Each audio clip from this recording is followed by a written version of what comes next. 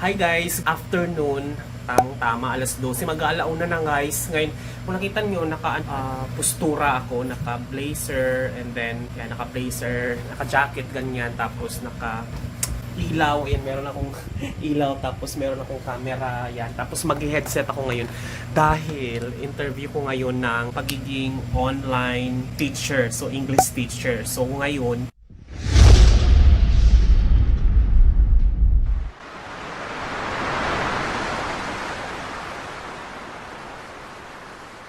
sideline ko, sayang din naman kasi kapag hindi siya papatusin, so may mga extra hours din. So ngayon ay first initial interview ko ngayon, testing ng mga internet connection, quality ng computer. So I'm waiting for my turn for the interview. Good luck to me guys, sana makapasok tayo para at least meron tayong extra income on the top of, you know, my current 9 to 5 job. So sayang din kasi marunong naman tayo mag-English, so English tutor na lang tayo, English teacher. So ngayon, interview ko ngayon, medyo malabo yung camera ko ng internet kasi yung mumurahin na ano lang kasi itong laptop ko matagal na to So hindi naman ako pwedeng bumili ng mamahaling na Logitech na mga 3,000 na webcam dahil hindi pa naman ako sure na ma-hire ako dito. If ever, pag sure na ma-hire ako dito, I will let you know, and then sabay tayo, ipapakita ko, ibila ko ngayon na bagong webcam if ever makapasok ako dito. So yun, waiting ako ng call. Naantay ko, kinakabahan ako. Pure English pa naman to. Kinakabahan ako. Pagka magkamali-mali ako ng very particular ngayon sa English to kasi nga English tutor. Kakapi ako dahil wala pa akong tulog. Dadaan ko to sa kape. Matapos lang tong interview na to, okay na ako. Para at least malaman ko kung pasaba ako hindi. Yan guys, yan yung ginawa ko. Yan muna yung sinet up ko for the meantime. Tapos wala kasi akong ring light, diba? So binaba ko na lang yung lampshade.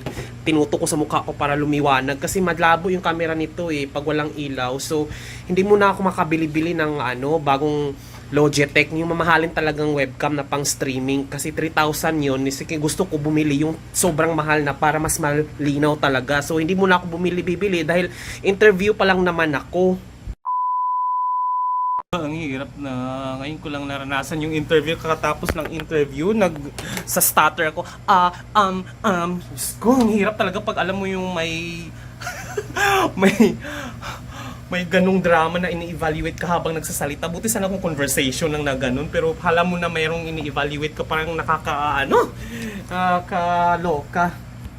A few inches later. Na guys, tapos na ang aking first evaluation.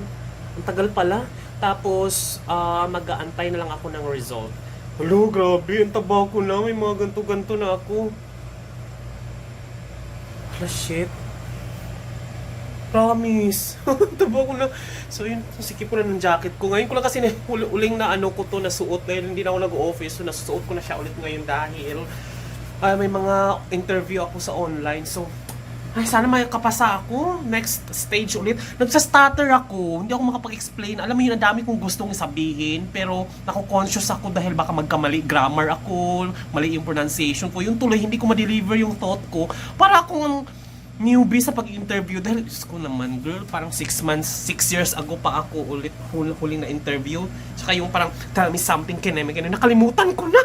Diyos ko, nakaka-stress. Sige, tuloy na natin to. Inantay ko pa yung feedback or next appointment schedule ng interview. Sana gagalingan ko na nga lang to. Bahala na to. Sana makapasa dito mga bakla para kailangan tayo ng extra income para maging English tutor. Ayun, dahil nga interview pa lang naman ako, inaantay ko na muna yung result, sana matanggap tayo dahil parang hitting two birds at the same time na rin kasi pagbibili ako ng webcam na para ikabit dito sa mga pag nag-online teaching ako, at least makakapag-live stream na rin ako ng mga sa YouTube, Facebook using webcam, diba? So yun yung kino-consider ko na pag bumili ako, dapat makapasa na muna ako dito sa pag-online teaching ko para yung pambili ko na i-shoulder ko muna mababawi in the next future pag meron pag dito ko siya, pag nakapasa ako. Kasi hinantay ko pa yung evaluation.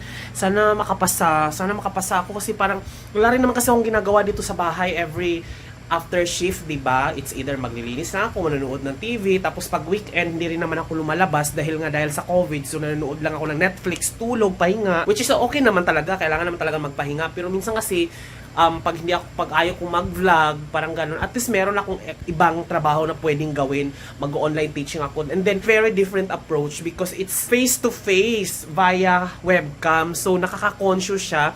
Kailangan kong maghilamos talaga ng bonggang-bongga at mag-ahit talaga every day. Dahil nga, kung halimbawa makapasa tayo. Sana makapasa para kasi iba talaga pag purely call ka lang. Dahil, naman, di ba? Hindi naman nila nakikita. Pero ito kasi pag online teaching, so makikita mo yung kausap mo. So, sa interview pa nga lang, na ako eh. Naku, conscious na ako eh. Saka dapat white background. Yung kurtina ko banda dito. So, gagawin ko pa siya ng talaga, ang gulo. Dahil inusod ko, ginanon ko yung dapat kasi dito yan sa gilid eh. So, nagkagulo-gulo na naman yung setup kasi para sumentro yung camera dito at nang makita yung background na puti. So, nahihirapan ako. So, iba kasi pag webcam dahil dito mo siya i-connect, ma-adjust mo, tapos tabi mo na lang yung di ba, yung computer sa gilid. So, yun yung iniisip ko ngayon paano ko to i-set up. Pero, in the next future pa naman, makakabili tayo ng extra web camera na mamahalan kapag natanggap tayo dito sa English tutor na mga drama ganyan. A few inches later. So guys, dyan ka lang Escobar. Di tayo lalabas. Quarantine. Ito ay yung inuman niya dati na binili ko sa Lazada, ibibigay ko sa kapitbahay ko na may aso din na maliit na poodle. Kasi ito ay hindi na kasya. Parang isang lagok lang to ni Escobar. So, napaglakihan lang niya to. Sayang naman kung nakatambak lang dito. Ipapagamit ko sa ibang dog owners na maliliit lang ang kanilang aso. Uy, ano ka? Ito kasi pag nakikita ni Escobar, akala niya kasi kaya siya tumatalon-talon na ganyan. Kasi akala niya lalabas kami. Kasi ito yung inuman niya dati na pagpunta kami sa Greenfield. So pag nakikita niya ito na bit-bit ko, alam na niya na lalabas kami. Hindi tayo lalabas, bigay ko to sa kapitbahay. Ha? Dito ka lang.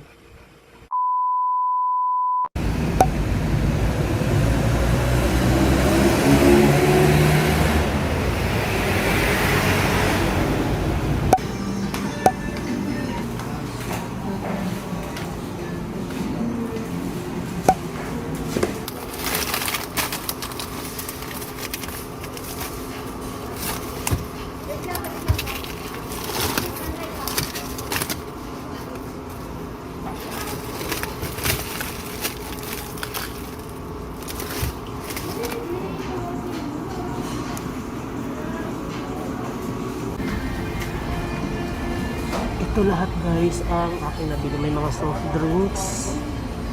And then, ito.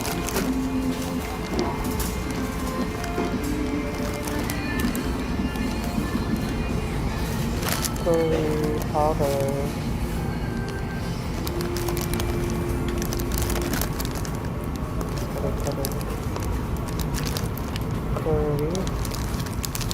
Curry powder.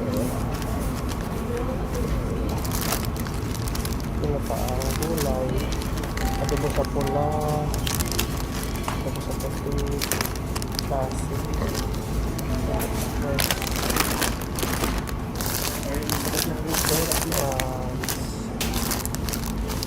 tsaka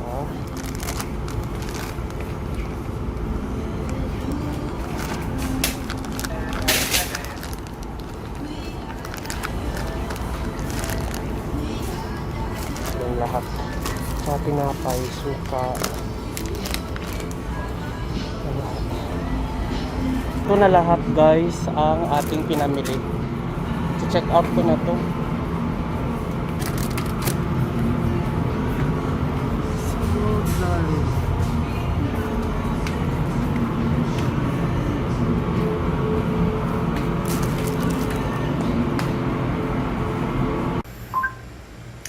So, ayan, kakarating ko lang guys. Ginamit ko tong, ayan, binili ko sa Lazada, ay sa Shopee ni Day Marie. So, iniwan niya sa akin dito.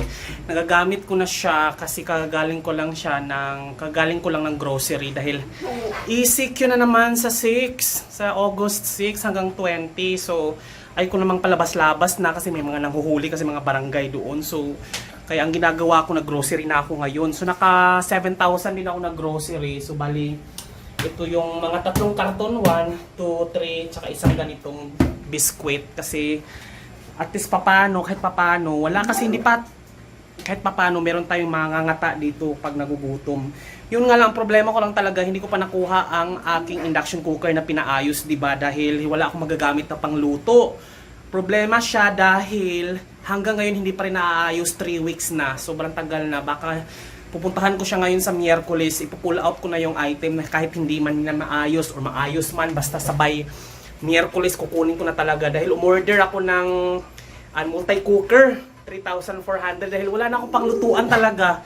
Eh ang parang makakatipid ako pag nagluluto ako kaysa bumibili-bili ako sa labas ng every kain ng ulam tsaka kanin. Mas konti lang kasi nakakakain ko doon tsaka hindi pa masyadong kasarapan dahil wala empty ang ating lutuan. Hindi ko tumaluto. Bumili ako ng multi-cooker, yung parang Ilo, Kiowa ang brand.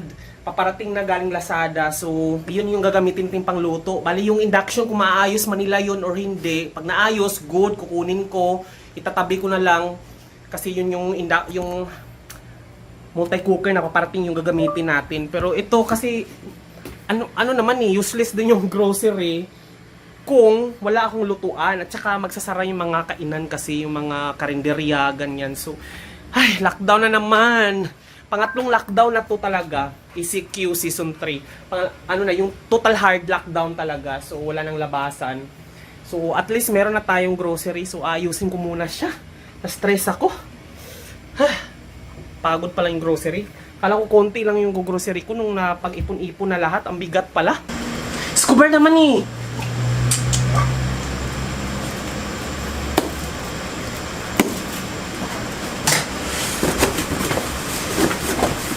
Bili akong tsinelas guys dahil wala akong tsinelas dito sa loob na gusto ko yung tsinelas ko sa panglabas, hindi ko na siya gagamitin dito sa loob.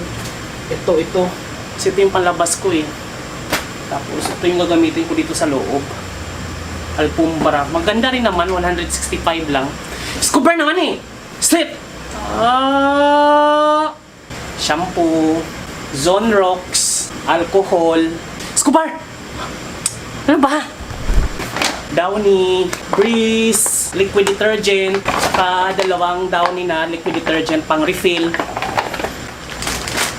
Nachos, para gagawa ko ng mayonnaise, ketchup, or di kaya kung yung avocado na parang sa guacamole, gagawa tayo niyan. So, ito yung gagawin natin. Canton, pancit canton calamansi, ng crispy fry na garlic flavor. Ang dami nito eh. Hindi ko na ipapakita sa inyo. Kasi sobrang niya eh. Ayan siya oh. Basta meron pa. Hindi ko na siya ipapakita sa inyo dahil ayoko nang ano pa. Basta ganyan siya. Ko na lang, ayusin ko na lang to. Kasi ang kulit kasi na Escobar niya makapag-video ng maayos. Escobar, ang kulit-kulit mo. Wala ka namang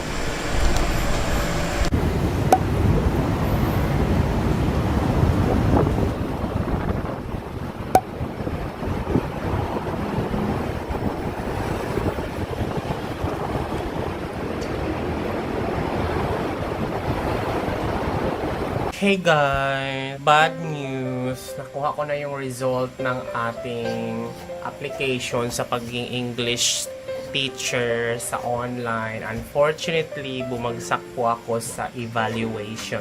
Ayun! Nakapasa po ako sa English Proficiency.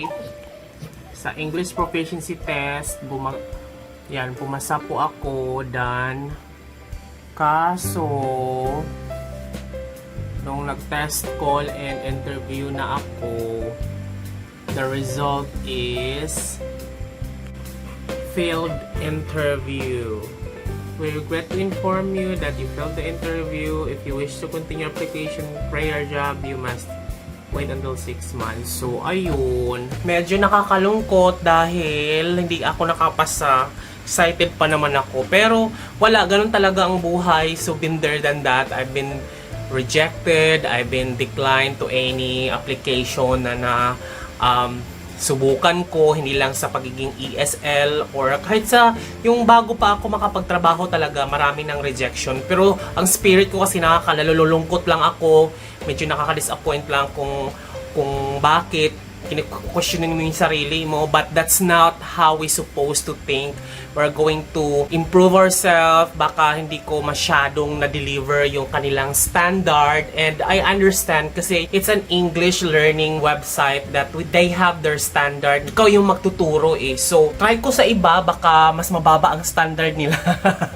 So, or i-improve ko yung skills ko. Baka kasi talaga, every skills naman natutunan naman talaga, kailangan nating i-master. So, ayun, hindi ako nakapasok doon sa trabaho ni Princess ngayon kasi nakapag siya online English teaching siya sa summer ngayon. So, sabi ko gusto ko mag-sideline. Pero at least naisip ko rin, no, parang pag weekend, makapagpahinga ako and then focus na lang ako sa trabaho sa pag-YouTuber, di ba? Pero kung may time pa din, itatry ko kasi at least iba pa rin pag na-try mo, di ba? Kung ano yung experience mo sa pagkakaroon ng ESL, ganyan. Pag-English teaching, ganyan. That's it for today. Thank you so much for watching. Sana na pag kayo, pag hindi pumasa sa application, so may next company pa naman. So baka mag-try ko sa 51 Talk. Basta madami pa naman na mga na-try ko kasi may mga ano pa naman. Marami pa namang options. Kasi kung wala ng options, hindi iyak ka talaga. Pero ganoon talaga ang buhay. It's either you take it destructively or you take it as positive. Kasi ibig sabihin nun, kailangan mong improve yung sarili mo. Para sa iyo naman yun. So, yun. That's it for today. Thank you so much, guys, for watching. Bye-bye. Update ko kayo. Ay, o nga pala, meron tayong i-unbox na multi-cooker. So, dumating siya kahapon. So, next video na natin siya gagawin kasi medyo mapahaba na to eh. Bye!